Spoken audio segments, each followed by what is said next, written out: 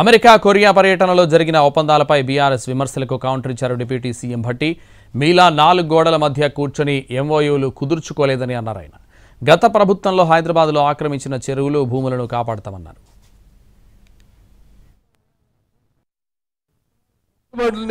హైదరాబాద్ నగరానికి తీసుకొని రావడం కోసం వారంతా మాట్లాడుకొని వచ్చారు. ఈరోజు అంత పెద్ద ఎత్తున నిధులు తీసుకొని వస్తే ముఖ్యమంత్రి గారు ఏడు కూర్చున్న ఒక ఆయన మాట్లాడుతూ ఉంటాడు, ఆడబోయి ఎవరో ఏదో కంపెనీతో ఎంఓయూ చేసుకొని వచ్చారని.